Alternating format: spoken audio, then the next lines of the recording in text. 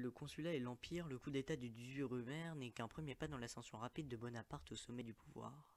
Lorsqu'il est nommé premier consul en janvier 1800, deux autres mesures importantes révèlent également la mentalité jacobienne du nouveau dirigeant, soucieux de centraliser le pouvoir autour de sa personne.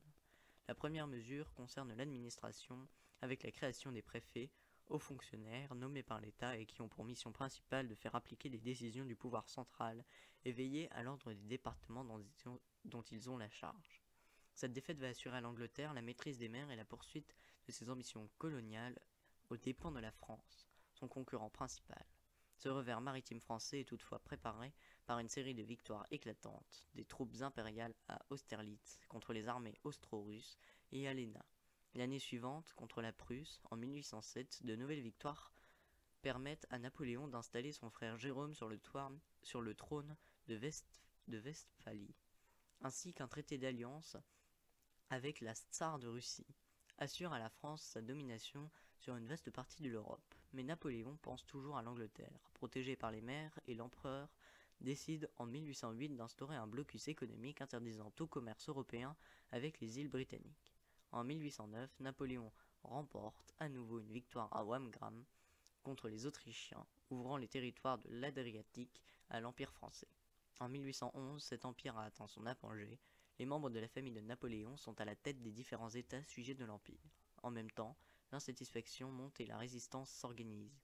La Prusse restaure son armée et la Russie rompt le traité de Tilsit, forçant les troupes françaises dans une campagne militaire en Russie qui se terminera par une retraite désastreuse où près de la moitié de la grande armée est anéantie.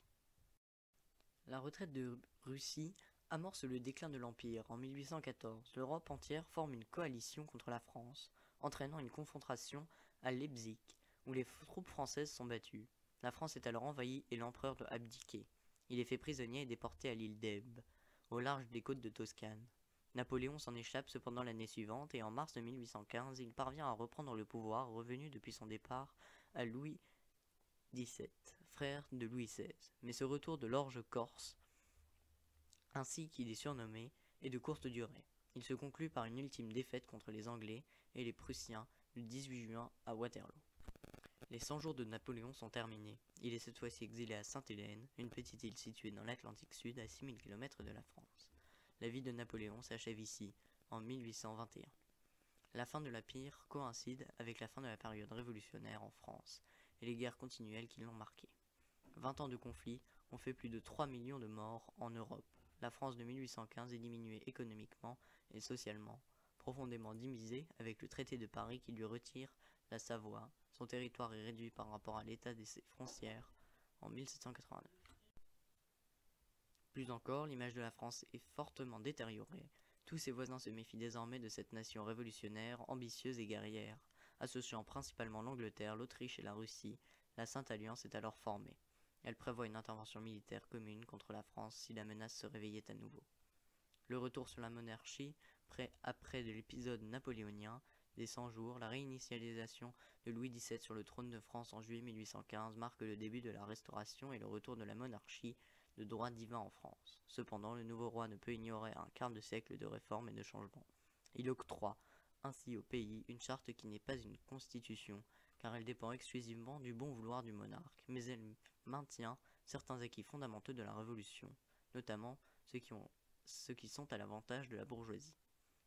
Napoléon III est fait prisonnier à Sedan le 1er septembre 1870 et Paris est assiégé par les troupes prussiennes. À l'intérieur de la capitale, la résistance s'organise. Gambetta, député républicain, proclame le 4 septembre la fin de l'Empire et la nouvelle Troisième République avant de rejoindre en ballon la ville de Tours. Le siège de Paris dure plus de 4 mois, provoquant une famine aggravée encore par une vague de froid sans précédent. Des élections législatives en février 1871 renvoient à l'Assemblée une majorité de députés monarchistes qui sont favorables aux conditions de paix imposées par la Prusse. Une nouvelle fois, il apparaît évident que si Paris et les grandes villes sont républicaines et jacobines, la province est conservatrice et monarchiste. En mars, le gouvernement nouvellement élu, avec Thiers à la tête de l'exécutif, s'installe à Versailles, tandis que le peuple de Paris forme un gouvernement insurrectionnel, la Commune. Les communards adoptent le drapeau rouge, dénoncent l'armistice avec l'Allemagne, propose des réformes fondamentales en faveur des ouvriers et pour l'éducation. Les Versaillais organisent un nouveau siège de la capitale et le 21 mai, l'assaut final contre les fédérés de Paris est ordonné. De violentes batailles ont lieu pendant une semaine, faisant de nombreux morts. La supériorité en nombre et en armes des Versaillais donne finalement la victoire au gouvernement légitimiste.